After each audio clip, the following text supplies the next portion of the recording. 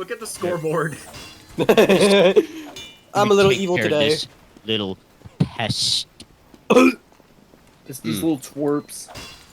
I don't like this pyro specifically. Right? Oh my god, that scout flew. What the hell?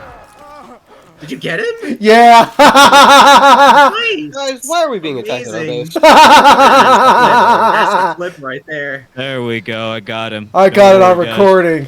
Finally, flip. That makes up for Hell the bull I was putting up with for the past 15 minutes. That makes up for it. What happened? Hello guys, I'm the Gamer 10, and welcome back to more Team Fortress 2. In the last episode, we went over the heavy weapons guy, the Heavy. In this episode, I want to say that I love the flexibility of TF2's various classes.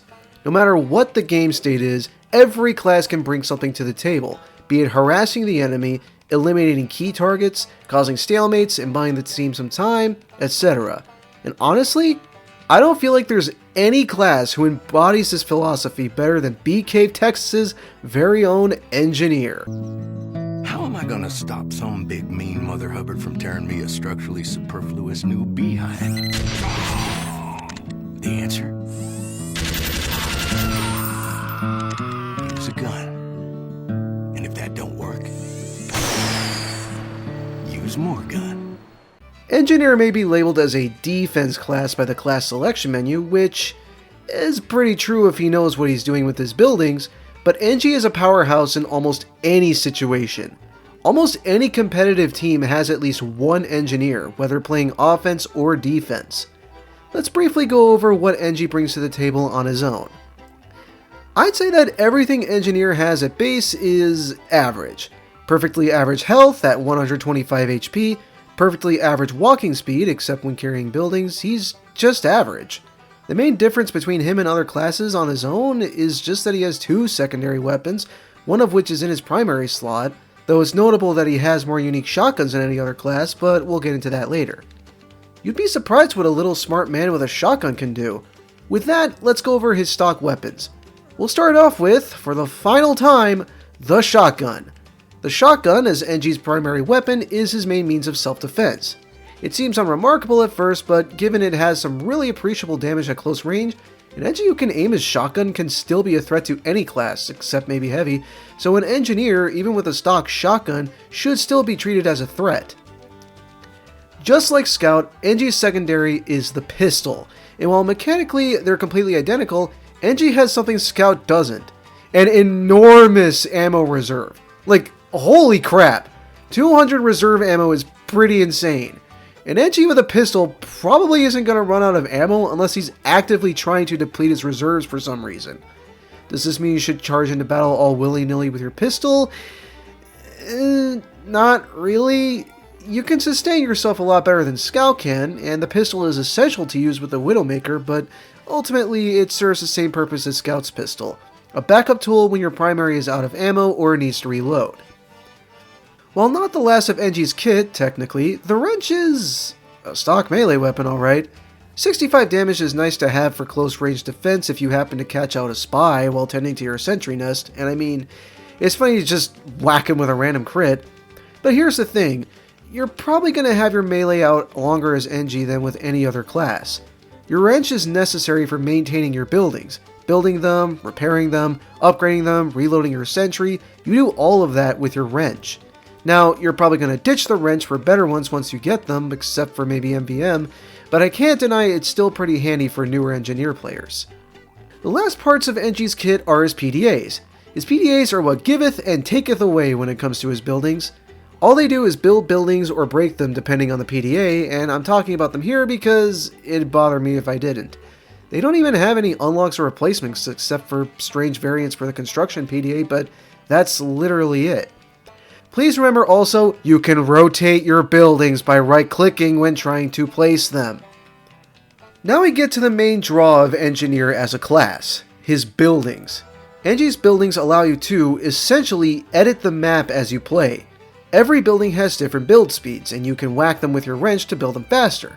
And when they're done building, you can pick them up to reposition them or rotate them. At level 1, each building has 150 HP, but as they get upgraded to levels 2 and 3, their max HP goes up to 180 and finally to 216. They also require a unique resource to engineer called metal to repair them, level them up, etc. Sentries require 130 metal to build, mini sentries, which you build with the gunslinger, cost 100 metal, dispensers cost 100 metal, and teleporters require 50 metal, or 25 if you're using the Eureka effect. Metal is obtained either from ammo boxes strewn about the map, or dropped from enemies, or from dispensers. Each building takes 200 metal to level up, so managing your metal is paramount as an engineer. Do you use your current metal to repair a teleporter, or do you use it to upgrade your sentry? Or should you go build a dispenser? There's a lot of decision making when you play engineer, sometimes even giving you a short amount of time to think. Yeah, the smartest class requires playing smart, who would have guessed? The sentry is engineer's most famous and infamous building. At level 1, the sentry fires bullets that do up to 16 damage per bullet at an attack interval of 0.225 seconds. At level 2, the sentry gains another gun that lets it fire every 0.135 seconds, and at level 3, the sentry turns into a real monster with added rockets that do 100 damage at base on top of its already jacked up firing speed. It's important to note that these rockets can be reflected by a pyro's air blast, and it can lead to your death if you're not careful with your positioning. Those rockets can also destroy the sentry, though a pyro would have to reflect those rockets into your sentry 3 times to do that, and that's assuming your sentry is not under fire from someone else. That's the thing about your sentry. It's an absolute beast when fully upgraded, but it definitely has its drawbacks, namely, it's stationary, meaning it doesn't move, it costs quite a lot in terms of time and resources to get set up to level 3, and your sentry has a limited range to work with. Ideally, you should place your sentry around choke points and relatively enclosed or boxed in spaces. It's a defensive tool meant to keep the front line static and requiring the enemy team to destroy it to advance. The dispenser is great, honestly. Props to engineers who build these near the front lines. The dispenser outputs health and ammo to your teammates and yourself, and it also gives metal to any fellow engineer on your team if it has metal inside it. When a dispenser is built, it comes pre-packaged with 25 metal inside already and gets more metal every 5 seconds. At level 1, the dispenser gives you up to 40 metal per second.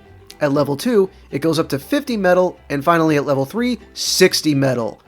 The healing rate of the dispenser is also determined by its level. At level 1, the dispenser heals at a rate of 10 HP per second. At level 2, that's 15 HP per second. At level 3, 20 HP per second. There's no mistaking it, this is a supportive building. While it's important to keep your metal in check, which is pretty easy to do with a dispenser handy, a dispenser is most useful to the overall game when it's just behind the front lines as a little place for your teammates to retreat to in a perilous mid-fight. Don't place the dispenser too far into the front lines where it can be easily discovered and destroyed by the enemy team, but don't place it so far away from the front that it's basically useless. Ideally, you should place a dispenser behind cover near the front lines, preferably near some health and ammo packs, so it's more easily discovered by your team. That's infinite ammo and health right there. Your teammates will hopefully thank you, especially in the absence of medics. The teleporter. Ah, the teleporter. This one's thankfully pretty cut and dry. It reflects offense by getting your teammates and yourself to where they need to go virtually instantly, usually the front lines. Heavies will really appreciate the cut down on walking time. Teleporters unfortunately build the slowest out of all of NG's buildings, especially when using the Eureka effect. But considering that they can help keep the pressure on the enemy team by having your teammates return to the front that much quicker, they're a vital part of any offensive push. When a teleporter is used, it does have to recharge before it can teleport someone else, and the recharge time is dependent on its level. At level 1, it recharges over 10 seconds. At level 2, the recharge takes 5 seconds. At level 3, it's a speedy 3 seconds. It's important to bear in mind that after someone teleports, they leave a trail of teleport particles at their feet for several seconds, which can alert the enemy team to the presence of a teleporter and to the position of your teammate. Also, newer NGs, please bear in mind the little graphic on the teleporter's blueprint telling you where your teammates will be facing when they come out of the teleporter. Thus, it's critical to make sure you place your teleporter in a cozy spot near the front lines, but not so far back that it's barely a convenience. I would argue that on offense, the teleporter is the most important building NG can make. Keeping that pressure on can really help with breaking through the enemy's defense and allow your team to claim victory. Now that we've gone over NG's buildings, let's take a look at his unlockable weapons. While NG doesn't have as many as most classes, there's still amazing weapons, save for one, that are good in practically any situation. NG's first unlockable weapon is the Panic Attack. You know what this weapon entails already. Though since it's a primary weapon this time, it's nice to have something that feels consistent to use as your main means of self-defense. The Frontier Justice. At base, it's a direct downgrade from the shotgun. You have half of your clip size, giving you only 3 shells to fire before needing to reload, so while mechanically it's no different than stock, it's half as good for self-defense. That is, until your sentry does things and gets destroyed. The Frontier Justice has a mechanic called Revenge Crits. For every kill and assist you get from your sentry, you get a prescribed amount of Revenge Crits, 1 for every assist and 2 for every kill. These crits are banked within the sentry. Then when the sentry is destroyed, you get those stored crits, so there's a certain aspect of risk versus reward, given that a sentry that gets kills is in a high value spot and would need to be built up again. Plus, you still only have half your clip size, so you still have to take that into account. Having too many crits is also a concern, as when you die, all those crits go to waste. I tend to prefer having 3 to 5 crits at any one time. All said, an engineer who knows his way around the Frontier Justice is a major threat. You should always go after the NG first instead of his sentry, not just because the sentry stays down longer on the virtue of its builder waiting to respawn, but also because of the Frontier Justice's crits punishing you for carelessly destroying the sentry. The Rescue Ranger is awesome! Now, this weapon is more of a utility than NG's other primaries. It doesn't fire hit scan bullets, rather, it fires these projectile bolts that fly about as fast as its direct hits rockets, but don't hit nearly as hard. What the Rescue Ranger's main function is to serve as a means of reliable building maintenance from a distance, letting an engineer be a bit more maneuverable than before. These bolts can repair any friendly engineer building at a 4-to-1 health to metal ratio, although it can't reload sentries. Plus, at the cost of 100 metal, you can teleport your building straight to your hand from any distance if you're looking directly at it, which can allow you to quickly save your building from a push if things get hairy. You have to understand the costs with this though. It's a utility weapon. It has 2/3 the clip size of stock as well as half the reserve ammo. You're marked for death while hauling buildings, and this thing's damage output against enemies it's not great. Still, with being able to quickly move your buildings and save them in a tight situation, it's no question why this weapon is considered meta for competitive engineer. The Widowmaker. In terms of shooting, this is just the stock shotgun, but it has a unique mechanic. It uses metal for ammo. Each shot with this thing costs 30 metal, and any damage dealt is returned to you as metal, so if you do more than 30 damage per shot, you basically got some free damage in. If you keep hitting those shots, you have, effectively, infinite ammo. No reload necessary, too. It also has a nothing stat of 10% extra damage to whoever your sentry is targeting. I keep forgetting this stat exists. This is the weapon of choice for those NGs who go, you know what, screw this stalemate, and go charging into a choke point with a complete disregard for their own life. You have to understand though, metal spent for ammo is metal not spent for buildings. You're pumping metal into enemies, not buildings. I recommend you run the pistol with this thing because if you're using the Wrangler or Short Circuit, if you're out of metal, you're only left with your wrench for self-defense. With the pistol, you have a backup plan when you run out of metal. The Thompson is...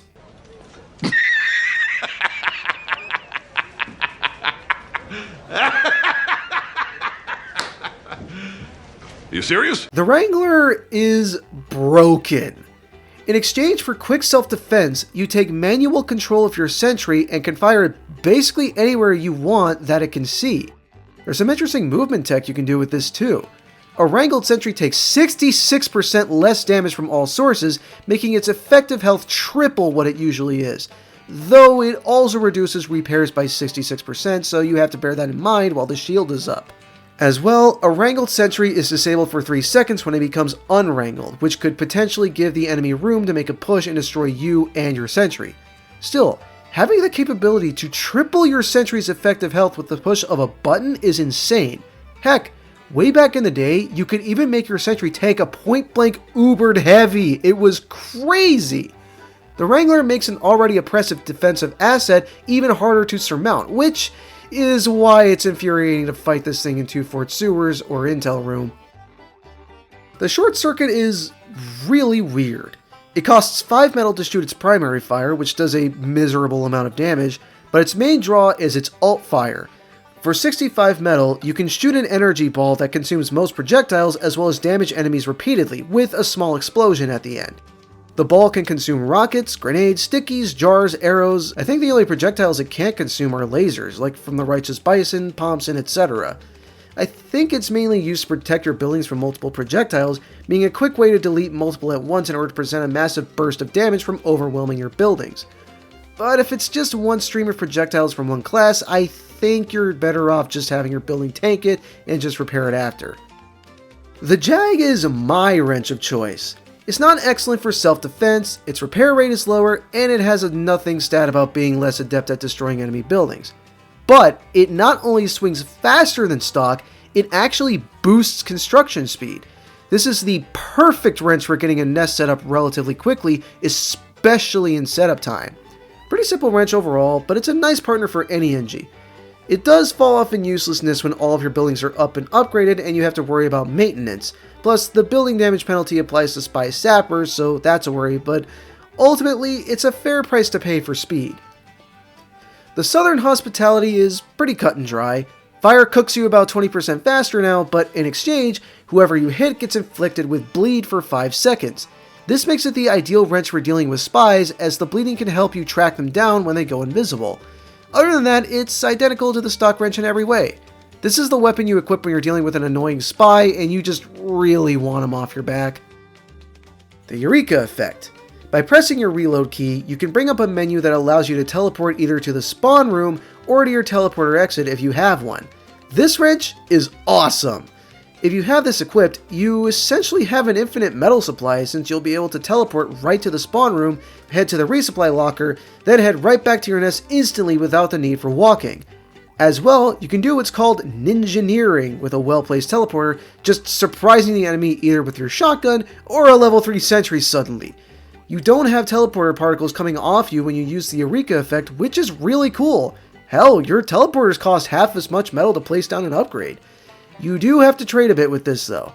Not only do you get 20% less metal from ammo boxes and dispensers, but your buildings also build half as slow, making this wrench feel a bit sluggish overall.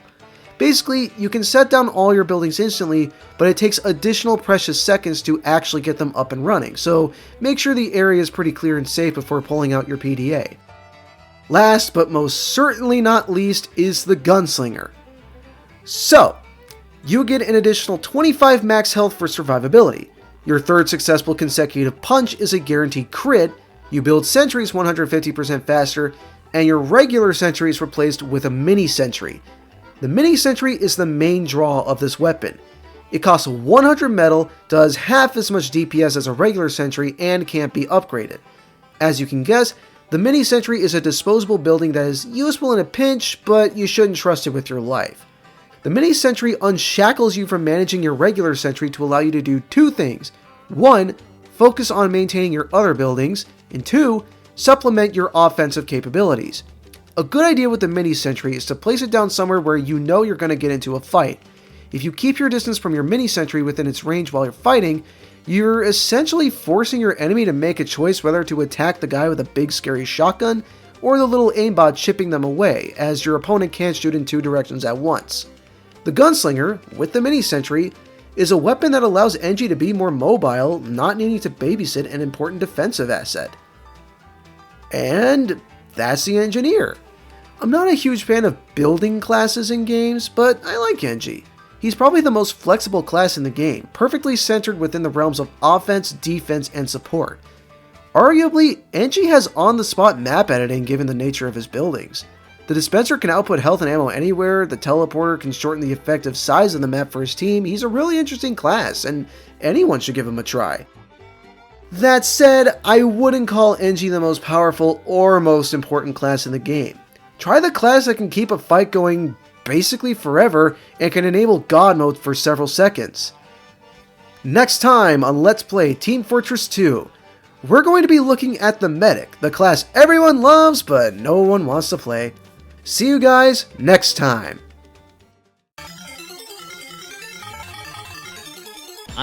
Yeah, I don't know. I'm completely floored. Yeah, I'll That's check. two heavies. Oh god. Oh wow, we've almost already won. Kill that guy. Wait, what the hell? Kill him. Oh, you know, Got if you want to Speed like, running. God won. damn. Did we backcap? Yeah, Yeah. we did. Yeah, I guess so. My head prizes. Wait, is your... Wait, we have wait, a... the No, list God, is why? good, or Why? the sticker There is we like go. a tradable one? Yeah, it's a tradable one because I accidentally got rid of my haunted metal. Okay, so... Then my only unusual is like $5 straight. $5. red box things from expiration date. What the fuck? Where did you even come from? This pyro I think I just got appeared out of... randomly- What the... This pyro appeared out of the damn I went to a ether. friend and That was terrifying. I Alright, we'll just I push was hard. push hard. I can't do that. I'm a scout. That sounds like quitter talk. Okay. This would be Crit interesting. kind of counters the team, though. Why is... I strongly dislike this pyro, dude.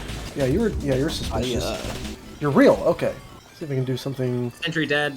Actually, I'll send no, that what am I video doing? Dead, upstairs. perfect. Going in. I'm just heading Yeah, in. go in, go in, go in. Understood, boss man.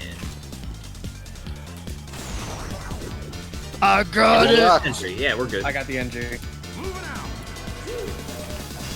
And at 5, but I got... and there's my frontier, and there's my Spencer down. Wrangler clip. Multi, go in. Just go in. The Hold on, really wait, is wait a teleporter. Hold on a second. I'm Don't even doing engineer. stuff here. What's going on up here? Okay. Working on it. Just It's know. coming in your way, you're gamer. Watch only- out. This is the most riveting gameplay you'll ever have. Is just building sentries. Okay. So you build, and you build, and you build again. Oh, scout down. And they thought it was a safe place to go.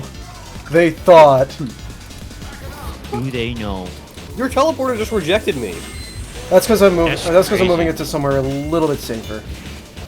It was spinning while I was on It like scanned you and said, you know what? No, sorry. Yeah, literally. 'Cause the spy got on it and immediately Invalid teleported. matter. Honest to God, that scout pick though, that made up for the bullshit I was putting up with. Like that. I'm pissed. Flanker? I'm Oh, pissed there's off. a. Dang it. Oh, wonderful. There might be a guy on his way. Never mind. You know what? I'm spamming choke. This is one good sentry spot. Wait, if you guys can protect it, I can get some Frontier Justice gameplay. Wait, that was a shitty time for that. Hold on. Don't worry. How slow this wrench is. They have a level 3 in the corner below us.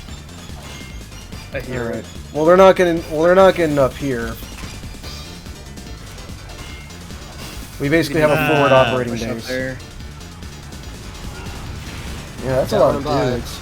Oh my gosh, look at this scout hogging the teleporter. I Point and can't shame. believe Point it. and shame. Yeah, I'm kind of a dick. Oh shit! No! Oh! Ow. I had 9 crits and I'm fine. You stay up in the air. That's alright. I'm alright, fine. I'm going- I'll fine. I'm fine. Oh, this is actually a good spot because the little generator here actually Oh, they got a level 2 it there. actually provides some They cover. moved it up. NG down. Oh, sucks for that demo.